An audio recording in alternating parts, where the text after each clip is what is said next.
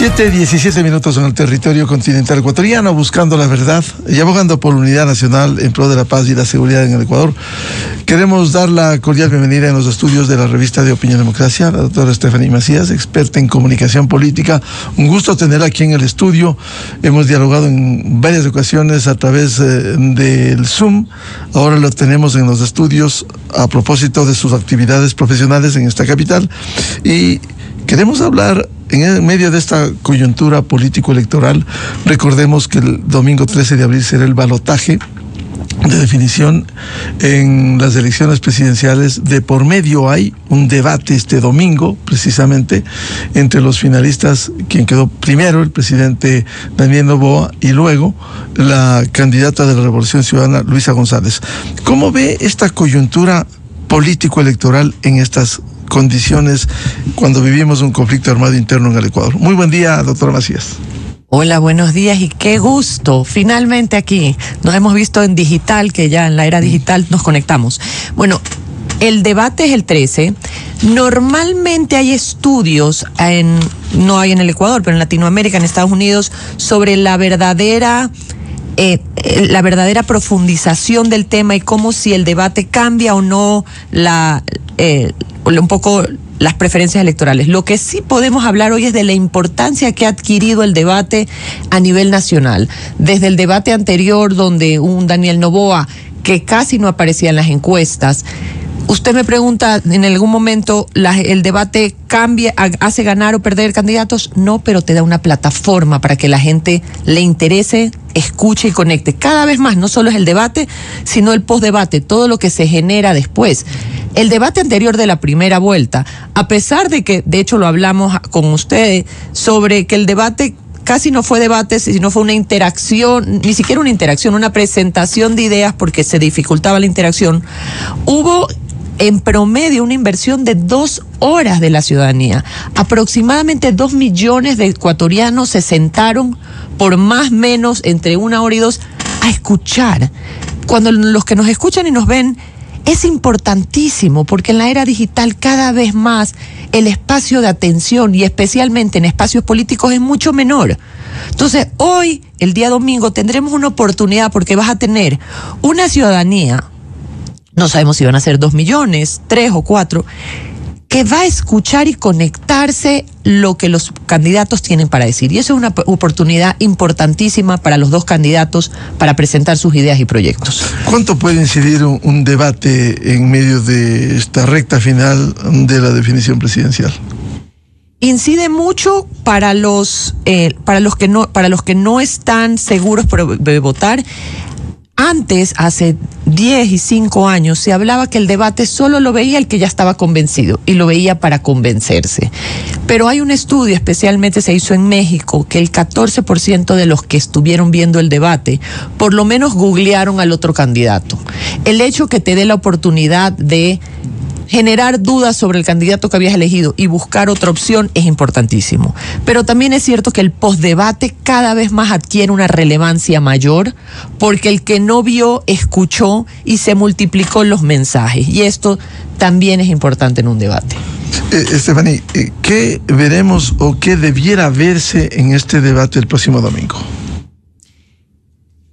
En un anhelo ciudadano debiésemos ver unas propuestas robustas que acompañen unas cifras reales, donde cada uno de los candidatos exponga sus proyectos y propuestas con profundidad, contexto, en una manera robusta, pero eso es lo que anhelamos. Lo que va a suceder es que no nos equivoquemos. El debate, cada candidato le va a hablar a un segmento específico. Es imposible hablarle al Ecuador entero. Lo más probable es que veremos a un Daniel Noboa volviendo a intentar conectarse con las mujeres, clase media y con los jóvenes, que son su fortaleza. Vamos a ver una Luisa González, tratando de conectar con esas bases, no solo correístas, ahora estamos viendo unas bases sociales en las cuales van a hablar de proyectos sociales. Y esto lo vamos a ver, a veces uno dice, pero no habló del tema X o el tema Y. Sí, pero es que el debate no así quisiéramos el ecuatoriano en general que aborden todas las temáticas, los debates tienen unas estrategias, tienen unos mensajes a los cuales posicionar y tiene nosotros decimos micro-targeting, a una ciudadanía específica a la cual le quieres hablar. Resulta difícil extrapolar, sacar la demagogia de un debate, porque a veces los candidatos, y esto en general, se acostumbran a responder a los qué y no a los cómo. Por ejemplo, voy a hacer tantas cosas en lo social, en lo económico, crear universidades, cualquier cosa, pero no aterrizan en cómo van a implementar esas propuestas. Sí, y de hecho, en la invitación pasada que usted me hizo, hablamos de esto y decíamos, no solo es el debate es importante, debiésemos generar dentro de la sociedad civil espacios en la academia, donde las diferentes universidades hagan las preguntas difíciles, porque en un debate, si bien es cierto, se toman ciertos temas, debería haber alguien que les diga, estás diciendo el presupuesto X, pero el presupuesto no es X, es Y. ¿Cómo hacemos para que no solo se sinceren las cifras, sino que también se vea la viabilidad de estos proyectos? Y lo vimos en el debate presidencial de la primera vuelta. Había unos proyectos inverosímiles y el formato no permitía, y no había un espacio donde alguien le hiciera la contrapregunta de, esto es inviable, esto no tiene presupuesto, esto requiere una constituyente. Entonces sí creo que el debate vamos a poder ver más o menos una interacción entre los candidatos, pero los verdaderos proyectos y los verdaderos cuestionamientos lastimosamente no los vamos a ver. También es cierto que en el debate, y lo pasó en Estados Unidos y pasó aquí, se limita mucho el rol del moderador. En su momento en Estados Unidos, los moderadores podían hacer ciertas repreguntas. Y cuando se hacía el análisis post-debate, los que apoyaban al candidato X o Y decían, bueno, pero es que el moderador apoyó porque hizo la pregunta. Pero no es que apoyó, es que el moderador debiese tener un rol también de cuestionar la viabilidad y lo que está diciendo el candidato. Y eso implica, doctora Macías, una repregunta. Por supuesto. Porque el mayor éxito en una entrevista, hemos leído grandes entrevistadores, ya falleció Oriana Fallaci, italiana, ella decía que una entrevista, un debate, debe ser productivo para quienes siguen, no para quien está moderando, aquí no debe haber protagonismo, quienes siguen y que pudieran extraer respuestas que llene la satisfacción y que sea, como usted señala, que hay una repregunta que permita Oriana Fallaci sea una figura de que cuando uno mete una toalla mojada, lo saca hasta la última gota, es decir, que quede satisfecho quienes siguen un debate. Y Oriana en una parte decía que el que lea o escuche pueda ver el alma, porque lastimosamente en el debate, y para los que nos escuchan y nos ven es importante, los candidatos ya se han estado preparando. Tienes un preparador de debate, no solo del mensaje, no solo de cómo presentarlo, sino de intentar que las cifras vayan acompañadas también del argumento, pero también de lado y lado vas a tratar de maximizar y escoger las cifras que te ayuden a la narrativa y te ayuden a sustentar tu teoría. Pero de nuevo, no anhelamos un debate en el cual puedan hablar de los temas importantes, cuál es la postura de un candidato y cuál es la postura del otro, y por qué están en el otro lado de la vereda. Lo que vamos a ver es también una estrategia de debate donde también vamos a ver un acompañamiento y generación de contenidos digitales. Para los que están escuchando y viendo, cuando se termine el debate, enseguida ya están subidos los clips, están subidos los hashtags, están subidos los videos, porque ya hay dentro de la estructura de la estrategia del debate más o menos lo que se le llama los punchlines, los que sabes que vas a intentar que la ciudadanía conecte para multiplicarse. Lo que vamos a ver en el debate también, y espero no lleguemos al tal, va a ser un intercambio con yo le digo, una violencia verbal, en el sentido que una candidata va a ir, por supuesto, a hablar sobre los resultados del gobierno actual, sobre lo que ha estado pasando, y por supuesto el presidente intentará posicionar sus mensajes, pero yo no veo un presidente no respondiendo, y esa dinámica estoy segura que tienen que haber los equipos de debate, haber un poco practicado para ver cómo se ve y se siente, desde un punto de vista pragmático y desde un punto de vista mucho más de formas.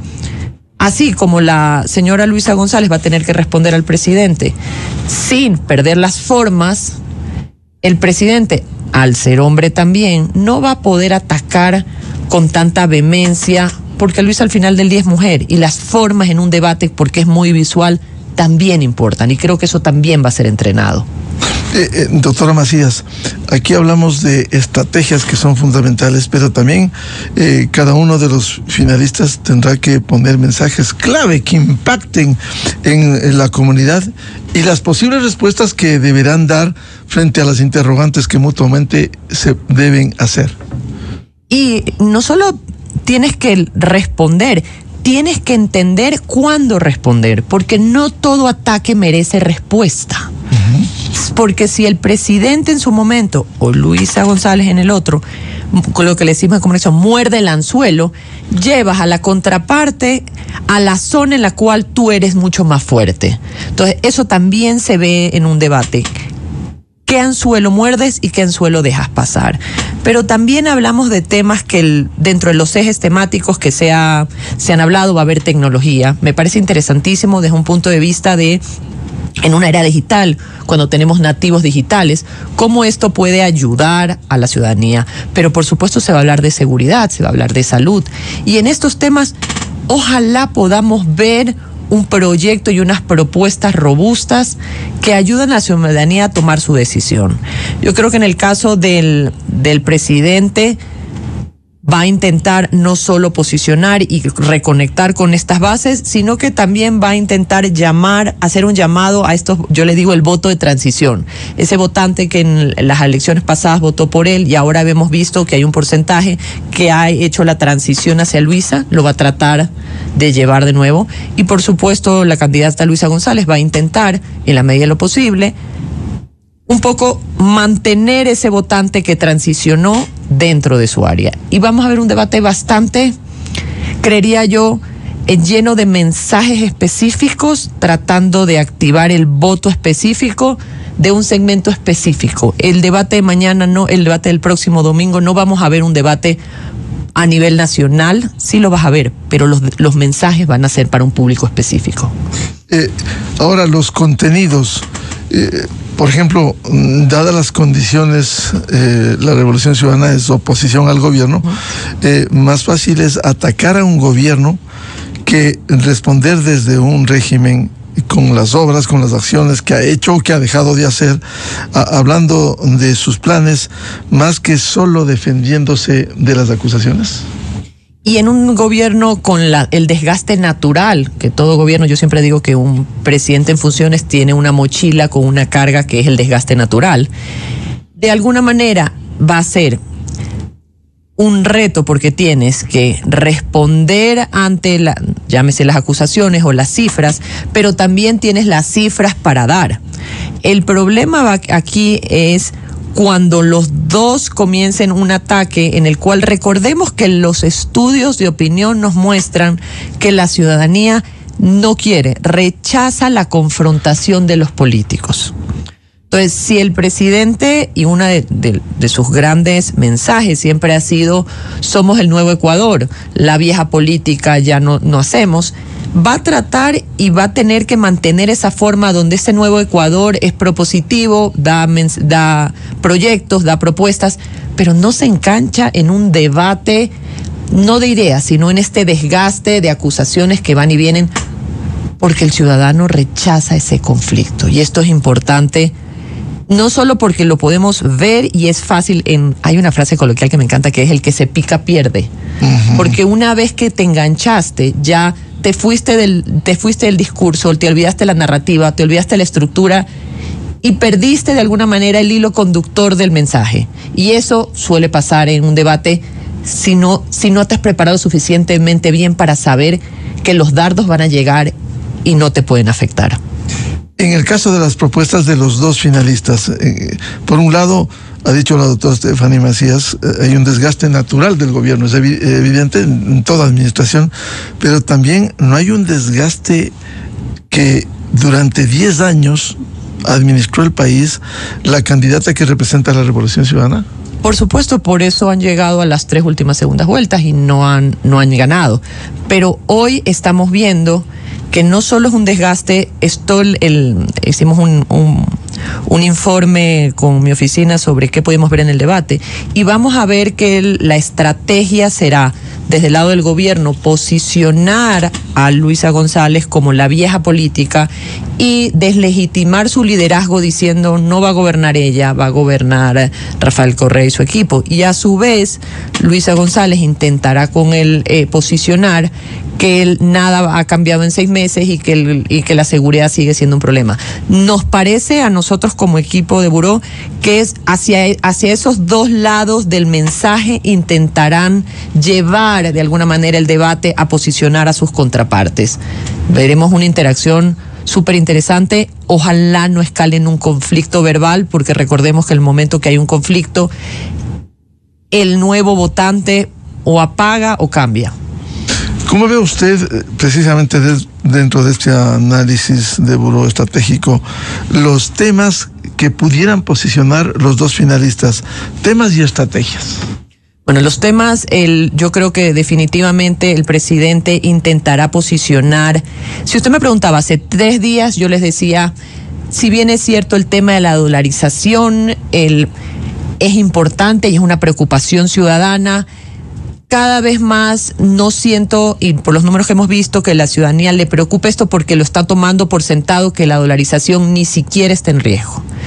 Pero las declaraciones me parece que en un programa en Políticamente Correcto del domingo, donde Paula Cabezas hablaba sobre un ecuadólares, y siquiera, no lo dijo en palabras textuales, pero siquiera coqueteaba con esa idea, vuelve a poner relevancia en la dolarización. Y yo creo que esas declaraciones han hecho que definitivamente el equipo de campaña y el equipo de debate del presidente Noboa lo agregue dentro de la estrategia para posicionarlo en el debate. Eso desde un punto de vista de que también es cierto que la coyuntura también afecta el debate, porque para los que están viendo y escuchando, no solo cuando tú haces una estrategia de debate, no solo son los temas que tú asumes que van a estar por sentado, como en la política y la coyuntura nacional va cambiando todos los días, vas agregando mensajes y vas agregando de alguna manera temas que se están poniendo de boga, se están poniendo y la gente lo está discutiendo. En el caso de Luisa González, lo que pasó ayer, que hubo la simulación de lo que sucedió en las Malvinas y cómo sucedió, va a hacer que de nuevo el equipo ponga eso dentro de los temas a tratar y tratar de posicionar en el debate. Entonces sí, no solo vas a tener los temas de coyuntura y formales como salud, seguridad, educación, y también y también vamos a ver temas especialmente en salud sobre medicinas y hospitales, sino que vamos a ver los temas que se vayan agregando a lo largo de la semana, que la ciudadanía comienza a tener y ponerle mayor atención. Porque al final del día la opinión pública, lo que usted hace de llamar a un debate ciudadano de lo que está pasando, también agregan temas de interés a lo que será el debate. Ahora, siendo tan delicado el tema de dolarización, como usted ha señalado, doctora Macías, evidentemente, si la gran mayoría de ecuatorianos defiende la dolarización, ha habido algunos apuntes. Usted citó el caso de Políticamente Correcto de ayer, pero también anoche, en hora 25, se reflejó la posición del candidato presidencial de la Revolución Ciudadana cuando decía, no es que nos vamos a tomar los recursos del Banco Central de Ecuador, ahí están el encaje bancario, recursos sagrados de los usuarios del sistema bancario y financiero, pero sí la parte del gobierno que tiene depositado. Y Mauricio Pozo le decía anoche, pero eso tiene una limitación de 700, 800 o 900 millones de dólares, pero hay una intención en un tema tan delicado por recursos que sean del gobierno en el Banco Central del Ecuador. Sí asusta hablar del tema de la toma de recursos del Banco Central del Ecuador. Yo creo que el reto del gobierno y del candidato a presidente y de su equipo será que esas declaraciones puedan ser procesadas y generar contexto para que la ciudadanía no solo lo entienda, sino que entienda la gravedad de esa propuesta, porque no solo, y esto lo vemos mucho en comunicación, hay temas importantísimos que no necesariamente permean hacia las bases, y yo creo que este tema, después de estas declaraciones, definitivamente estarán dentro del debate. Como estratega, yo creo que el presidente tendrá listo sus punchlines para generar dudas sobre este tema que hace 2 semanas, si bien es cierto, siempre ha estado en la preocupación del colectivo. La gente y los números reflejaban que la gente asumía y daba por sentado que la dolarización ni siquiera está en duda. Y esto ha vuelto a traer la dolarización dentro de una agenda electoral. El tema político dentro de estas estrategias y temas será materia de análisis cuando hay dos posiciones contrapuestas. La una, la del presidente, que habla con una economía liberal, abierta, y la otra de un modelo del socialismo del siglo XXI, que ni siquiera han querido admitir desde la Revolución Ciudadana. La propia candidata presidencial ha eludido responder sobre su identificación con la dictadura de Venezuela. ¿Ese tema también puede aflorar en lo político? Definitivamente, en un contexto de anhelo ciudadano, pudiésemos ver en un debate dos posiciones sinceras y claras donde muestran la visión del país de lado y lado y hacia dónde van sus proyectos y qué es lo que quisieran. Y en teoría pudiésemos ver, si hubiese más espacios, a una moderadora llevando hacia esas preguntas. No creo que lo vamos a ver. Creo que el debate, si bien es cierto, va a haber un intercambio y una interacción entre los candidatos. El debate no permite, por su estructura y por sus tiempos y por sus temas y cómo está segmentado, a esas interacciones profundas que requieren unas contrapreguntas del moderador para llevar a eso. Y eso no lo vamos a ver. De nuevo, vamos a ver un debate con mucha estructura, intercambio, pero cada uno tiene claro cuáles van a ser sus narrativas, cuáles van a ser sus punchlines y cuál va a ser su generación de contenido post-debate. No veremos un debate con temas de profundizar temas. Vamos a ver un debate donde vamos a tratar de manejar las formas y posicionarse. ¿Y por qué no hacer lo que usted también citó, lo que sucediera en el debate Trump-Biden, en donde hubo respuestas que quedaron en el vacío y el moderador o moderadora sí lo hizo para aclarar los temas? Eso sería lo ideal, pero lo que pasó en el debate fue que los moderadores fueron muy atacados porque decían que las preguntas ayudaban a uno u otros candidatos. Pero hacer preguntas es parte del rol. Preguntar, cuestionar, es parte del rol para que el ciudadano entienda, comprenda y tome la decisión, porque aquí lo más importante es tomar decisiones informadas, sabiendo qué estás votando, por quién estás votando y cuáles son las consecuencias de tu voto para A y B. Y eso definitivamente en estos formatos tan estructurados no lo vamos a ver.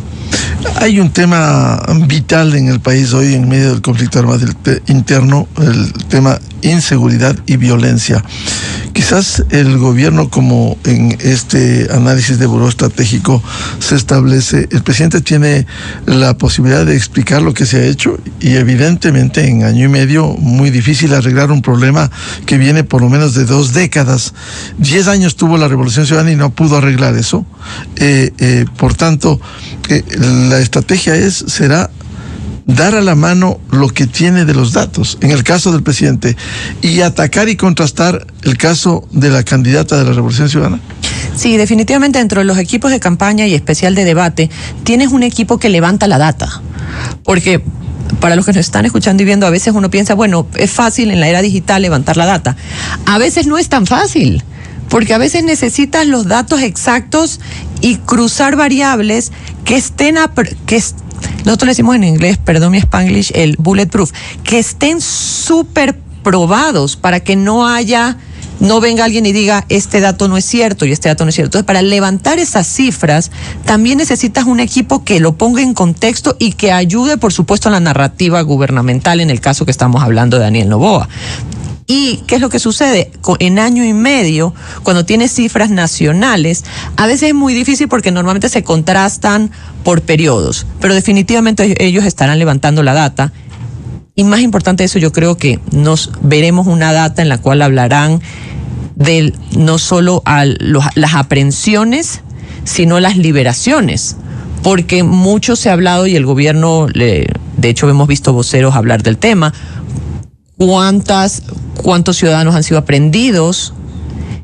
Cómo los jueces los han liberado. Eso creo que también ayudará dentro de la narrativa a hablar de una reestructuración en el tema judicial porque puedan estos ciudadanos que han cometido, no solo uno, hemos visto, me parece que la semana pasada una rueda de prensa de un comandante de la policía hablando de cuántas aprehensiones han habido, cuántos de ellos han salido en el último año.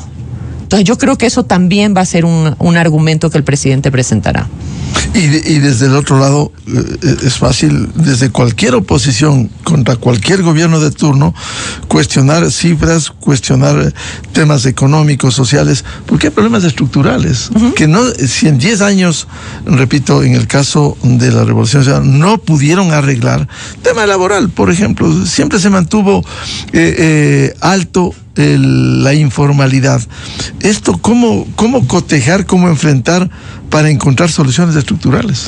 Yo creo que el reto del presidente va a ser no caer en lo que va a ser una estrategia de Luisa González, que va a ser posicionarlo como el presidente no es el cambio lo representa ella, y va a generar dudas razonables hacia la ciudadanía de si en 6 meses tu realidad no ha cambiado, ¿por qué piensas que va a cambiar ahora? Y va a intentar posicionarse como la que, de alguna manera, la que liderará ese cambio. Y hablará, por supuesto, del desgaste del gobierno en temas de seguridad, en temas de salud, y estará en el lado del presidente poder defender y de alguna manera generar esperanza, porque nosotros siempre hemos hablado de esto. El votante, así veamos el debate y si hubiese un votante estructurado que quisiera leer todas las propuestas y fuera por una propuesta, al final del día el voto es emocional. Muchos de los votantes toman la decisión días antes, hasta horas antes.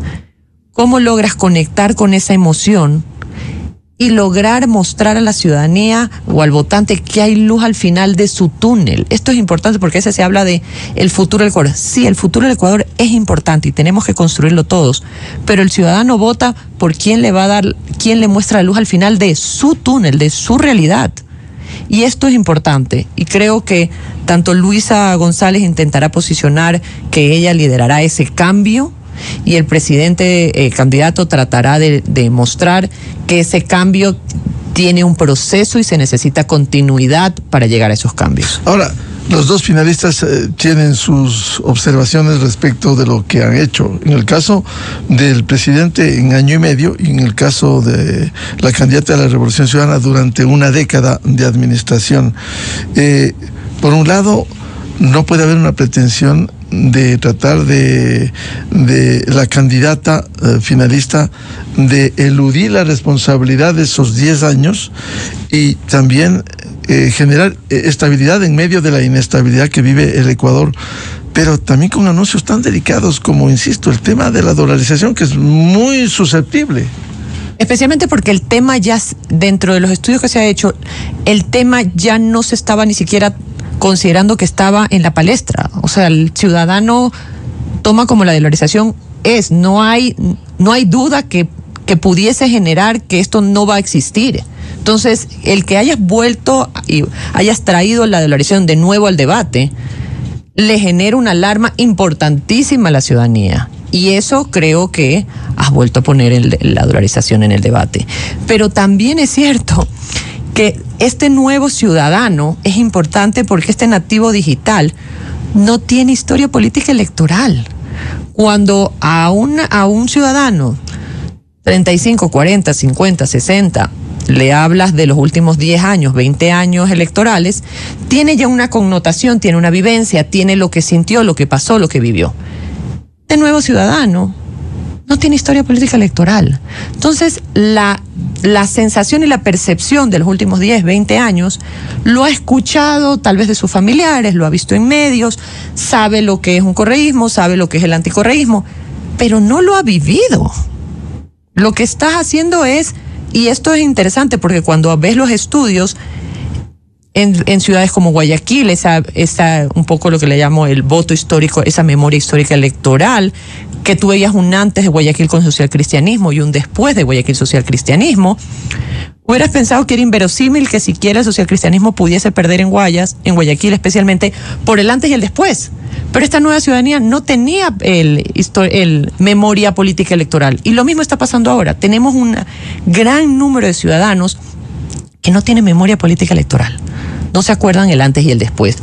Y creo que el reto de los candidatos es, del lado del correísmo, generar una narrativa de lo que estuvo bien en su momento y tratar de alguna manera de minimizar estas percepciones. Y el lado contrario es de los que no se acuerdan o no vivieron, recordarles y posicionar lo que fue, lo que vivieron y lo que sintieron. Y eso creo que también es un reto que no se va a poder lograr en el debate, pero creo que si uno hace un análisis de las redes, cada vez más tienes a la gente hablando y de nuevo posicionando esa narrativa de quiénes son, quiénes fueron y qué hicieron. Y como hay hechos de por medio, por un lado al presidente cuestionar que no ha podido solucionar el problema económico, el problema social, el problema de la pobreza, el problema de la inseguridad ciudadana, pero también del otro lado no pudiera enfrascarse un debate con el tema vinculado con la carga que tiene la candidata de la Revolución Ciudadana, y no solo hechos de hace 15 años. Hoy hay un vicepresidente condenado por corrupción que está en la cárcel. Fugó el vocal del Consejo de Participación Ciudadana, Augusto Verduga, que el sábado último estaban formulándoles cargos, al igual que el doctor Eduardo Franco Lor. Es decir, hay dos contraposiciones sobre esto que trae al presente lo que hicieron en el pasado.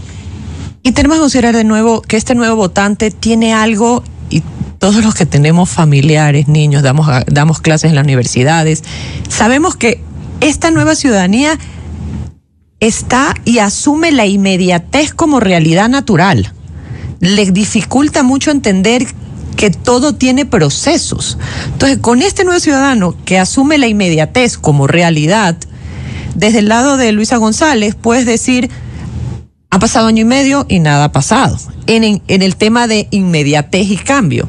Pero a su vez, el presidente candidato puede hablar de, si es que hablamos de inmediatez y cambios, analicemos las cifras de los gobiernos locales del partido correísta, y probablemente por allí creería yo que la estrategia va a ser tanto de Luisa González de hablar de en un año y medio no ha habido cambios y hablar de todo lo que está mal, y del lado del Daniel Noboa va a haber una estrategia en la cual decir, bueno, tú sientes que no ha habido cambios y los procesos son importantes, pero si tanto dices que vas a cambiar, analicemos tus gobiernos locales que han cambiado. Creo que hacia ahí, y para los que están de nuevo viendo y escuchando, es importante que este simulacro que estamos haciendo, lo que puede suceder, de dónde pueden venir los dardos, lo están viviendo cada uno de los equipos de debate de los candidatos. Se sientan y hablan de los temas, de los mensajes y la preparación de dónde pueden venir los ataques y cómo podemos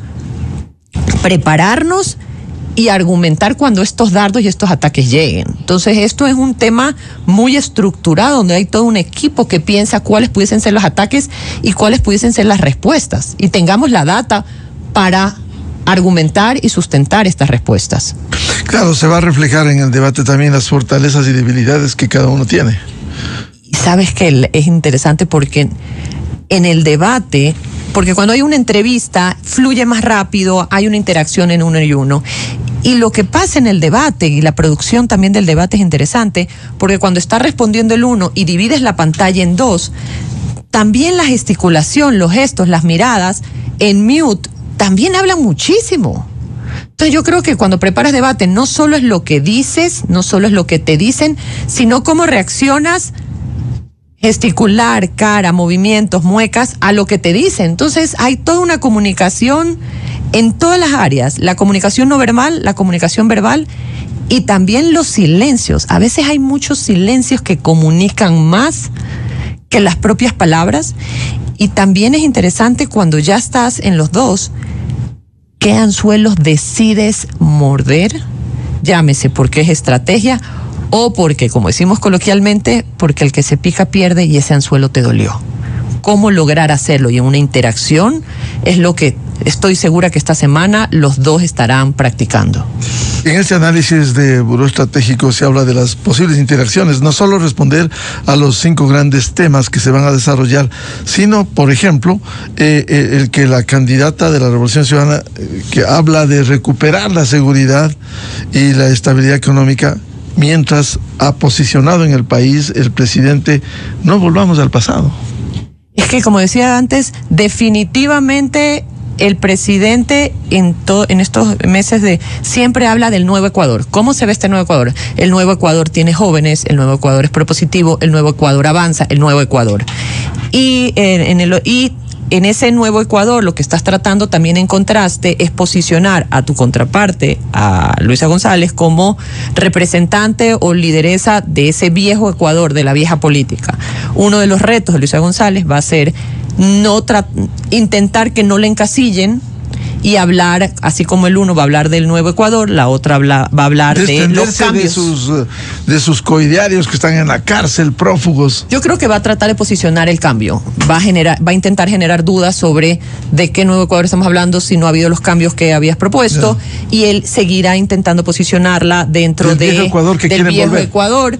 Y ella tratará de posicionarse como yo soy el cambio. Entonces vamos a ver una dinámica. Para los que nos están escuchando, esto es un poco unos simulacros que hemos hecho tratando de identificar no solo los 5 temas importantes, sino cuáles son las fortalezas y debilidades de los dos candidatos y cómo esos abordajes dentro de una estrategia de debate pueden de alguna manera interactuar y cómo van a responder. Yo creo que de nuevo el uno irá hacia posicionarse el nuevo Ecuador, los jóvenes, y que los cambios requieren procesos, y Luisa González tratará de hablar sobre experiencia, liderazgo y que ella representa el cambio. Entonces podemos hablar próxima semana y ver qué pasó, pero estoy casi segura que los dos van a tratar de llegar y posicionarse, el uno en Nuevo Ecuador y la otra en el cambio.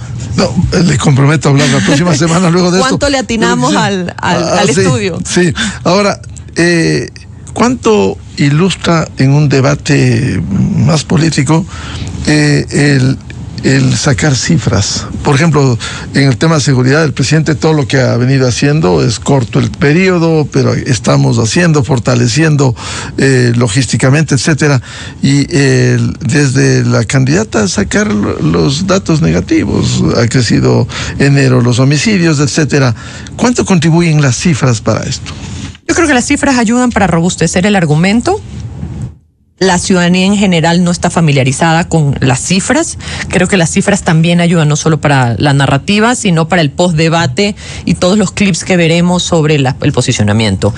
Pero más allá de que las cifras, por supuesto, son importantes, la ciudadanía no está familiarizada con el tema. Entonces creo que sirve, de nuevo, para generar y mostrar hacia dónde va tu narrativa y mostrar tus números de éxitos en el caso del presidente y en el caso de Luisa González mostrar las falencias que ellos consideran en el Estado. Pero aquí viene algo interesante. Sus cifras no son las mismas que las mías. Los que nos están escuchando van a decir, es inverosímil, las cifras son solo unas. Pero lo que puede ser es que yo puedo haber buscado las cifras de inseguridad en los últimos 15 días o en los últimos 6 meses, y podemos ver unas cifras en los últimos 6 meses, en los últimos 15 días, de acuerdo a la narrativa que yo quiera presentar. Yeah. Y eso lo mismo puede pasar. Son reales las cifras, pero son reales, con diferente enfoque. Es como mi abuela que está en el cielo llamaba a los toros cuando estaban en Quito, decía que no es lo mismo estar en el ruedo que sentado. En el graderío. Estás viendo el mismo torero, estás viendo el mismo toro, pero en el ruedo y en el graderío es diferente. Y este enfoque de cifras también es una manera de estrategia para identificar qué cifras puedes maximizar o qué cifras no. De nuevo, pueden estar en desacuerdo y decir las cifras son unas y debiesen hablar de un promedio general. Pero la realidad es que en comunicación también vas a tratar de maximizar e identificar las cifras que más puedan ayudar a la narrativa de lado y lado. Y eso va a suceder. Por eso cuando alguien diga, es que las cifras son X. Sí, son X, pero pregunta de cuándo X. ¿De hace 15 días, un mes, 6 meses, 2 años o 15 años? Y eso también veremos. ¿Y cuánto puede incidir el postdebate? De lo que se dijo en el debate y luego lo que se trata de capitalizar, incluso manipulando, porque hay que decirlo. A veces mucho más. Recordemos el debate de Guillermo Lasso con Arauz, en el cual dentro de la estrategia del debate, el entonces candidato y después presidente, expresidente Lasso, decía: Andrés, no mientas otra vez, y comenzó a posicionar esa frase, y después el postdebate se recuerda que hubo en redes la canción sobre el tema. Hubo una canción que se viralizó sobre esta persona que cantaba basándose en esto. ¿Qué significa esto? El postdebate cada vez tiene mayor relevancia, porque si bien es cierto, el último debate de primera vuelta se habla de 1.6 y 2 millones de personas que se conectaron, el Ecuador tiene muchas más personas que tal vez no estén conectadas, no vean el debate, pero sí están conectadas a redes. El estudio habla que en el Ecuador el 70% tiene un teléfono digital. Se habla que en conductas y comportamientos digitales, lo primero que ves al despertarte y lo último que ves al dormir es el teléfono. Entonces, generar contenidos que puedan no solo viralizarse, que puedan lograr una conexión con tu votante es importantísimo. Y si logras tener bytes, mensajes o frases que puedan reproducirse, es tu manera de conectar con el ciudadano. Y recordemos que en estas elecciones tan polarizadas, con unos márgenes tan pequeños de lado y lado, cada voto que puedas interceptar para transicionar a tu lado o el indeciso vale oro. Bien, muchas gracias. Como siempre, este análisis que lo ha hecho Buró Estratégico, temas a considerarse en el debate para el balotaje del 13 de abril, debate que será el próximo domingo en cadena nacional. Muchas gracias al doctor Stephanie Macías, experta en comunicación política, y le comprometo luego del debate a hacer una lectura para ver cuánto le atinamos. Ya.